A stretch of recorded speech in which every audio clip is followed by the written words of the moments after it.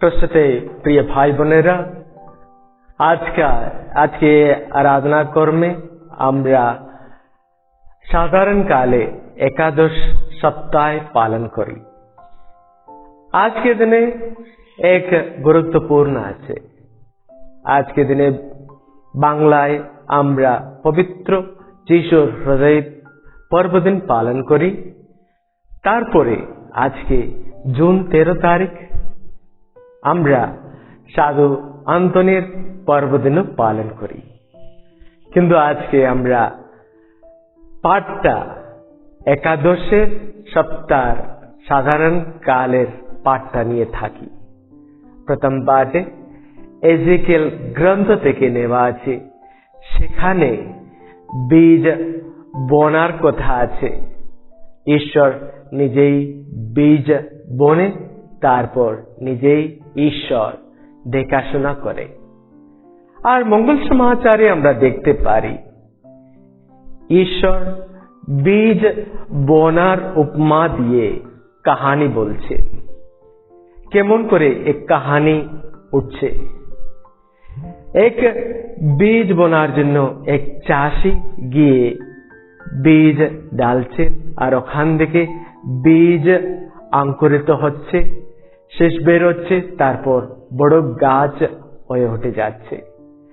যখন আমরা চিন্তা করে থাকি এই বীজের বিষয়ে আমাদের জন্য কি রকম আমরা এই আরাধনা কর্মে নিতে পারি, এই রবিবার দিনে আমরা কেমন করে আমার জীবনের জন্য, আমার আন্তরিক ভাবে আমার পরিবর্তনের জন্য আমি কি রকম নিতে পারি। কিন্তু আমি চিন্তা করতে পারি প্রথমে বীজ, তারপরে চাষের কথা। প্রথমে বীজের কথা, বীজ বোনা থাকে, আর তারপরে অঙ্কুরিত হচ্ছে, তারপর শেষ বের হচ্ছে। প্রথমে বীজ আলাদা আলাদা জায়গায় বোনা হচ্ছে। অন্য মঙ্গল সমাচারে আমরা দেখতে পারছি যিশু বীজ বোনার কথা কাহানি বলে থাকছে। কাহানি বলার পর যিশু শুধু বীজের কথা বলছেন শিষ্যদের কাছে। কিন্তু আমরা জানতে পারি প্রথমে এ অঙ্কুরিত হওয়া বীজ মাটিয়ে লাগানো আছে, জল চাষি ডালে, তারপরে অঙ্কুরিত কেমন করে হবে। অঙ্কুরিত এই বীজ টানতে হবে, টানার পর নিয়ে যেতে হবে, টানার পর নিজস্ব জীবনে নিতে হবে এই বীজের কথা। তারপরে এই বীজ কি করতে হবে, বাইরে অন্ধকার থেকে বাইরে আসতে হবে। প্রথমে নিচে থেকে টানতে হবে, তারপরে বাইরে আলো, সূর্যের আলোর জন্য অপেক্ষায় বের হয়ে আসতে হবে। অন্ধকার থেকে আলোকিত আলোয় আসতে হবে। তার জন্য আমরা দেখতে পারি শামসঙ্গীতে, তোমরা ঈশ্বরকে দেখো আর তোমরা আলোকিত হবে। Look to him and be radiant.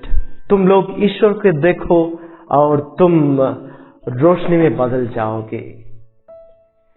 यानी আমাদের জীবনে আমরা ঈশ্বরের কাছ থেকে, यानी পবিত্র বাণী থেকে অন্তরে নিতে হবে।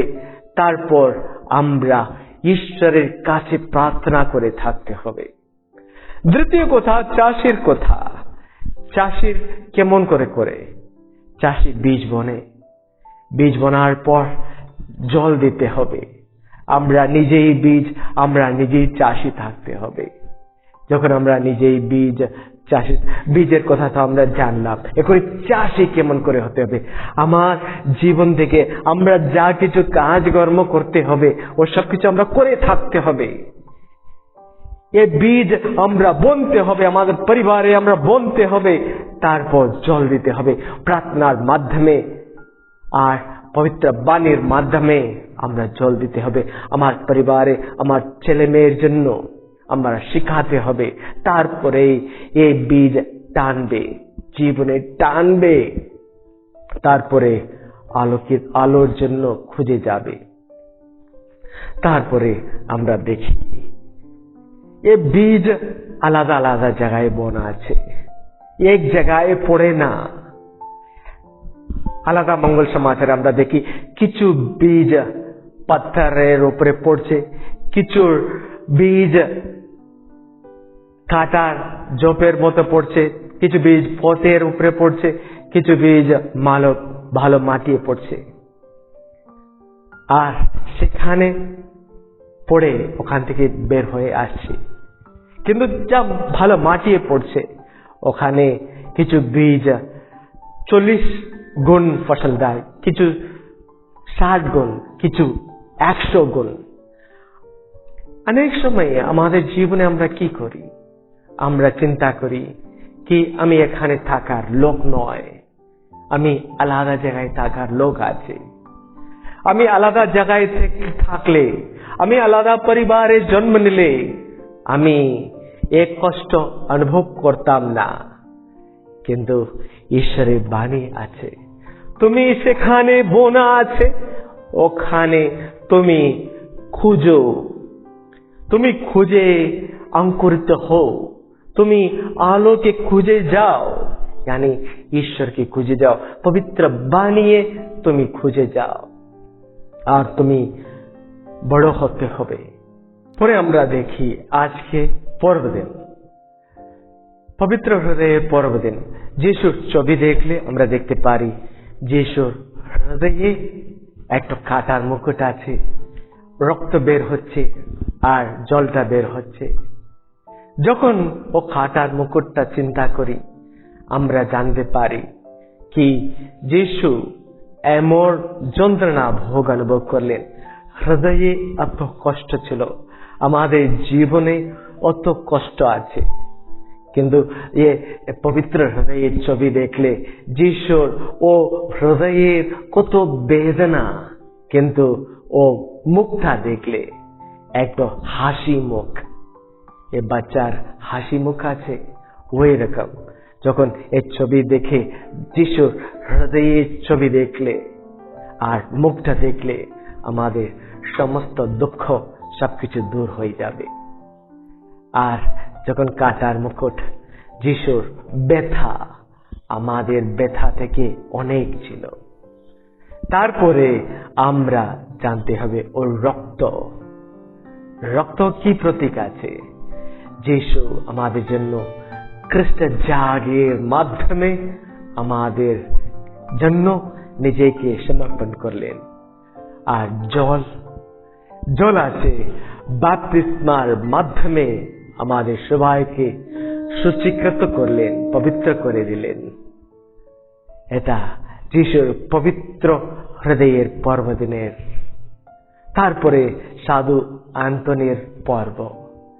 সাধু আন্তনের ছবি মূর্তি দেখলে আমরা দেখতে পারি আর জানতে পারি যিশুর কোলে,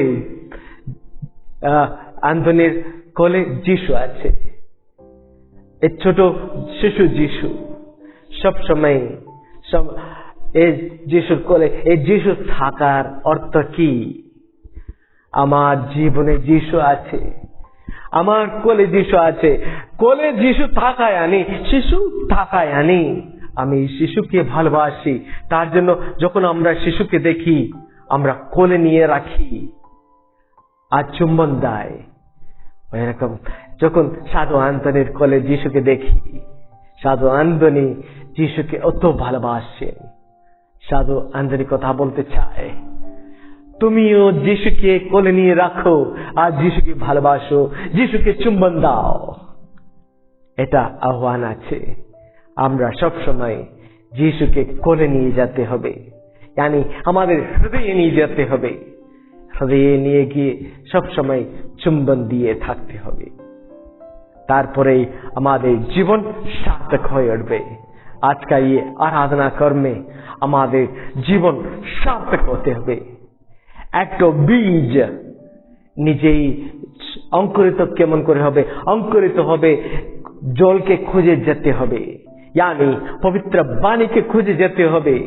পবিত্র বাণীকে খুঁজে যাওয়ার পর আমরা ঈশ্বরকে यानी আলোকে খুঁজে উপরে বেড়ে উঠতে হবে, নিচে যেতে হবে, নিচে গিয়ে আমাদের শিকড় ধরে থাকতে হবে, তারপর উপরে উঠতে হবে, স্বর্গলোকে উঠতে হবে। তার জন্য আজকে মঙ্গল সমাচারে স্বর্গ রাজ্যের কথা ঈশ্বর বলতে চায়। স্বর্গ রাজ্যের কথা কি আছে? তোমার শিকড়, তোমার অঙ্কুর জলকে খুঁজে যেতে হবে, পবিত্র বাণীকে খুঁজে যেতে হবে। কেন? কেননা তুমি বেড়ে উঠতে হবে স্বর্গ রাজ্যের কাছে। আমরা প্রার্থনা করি, প্রভু আমার জীবন অঙ্কুরিত হোক, জীবনের স্তোত্র জলকে খুঁজে যাবার, তারপর আমি স্বর্গ রাজ্যের জন্য বেড়ে উঠতে হবে। পিতা, পুত্র, পবিত্র আত্মার নামে আমেন।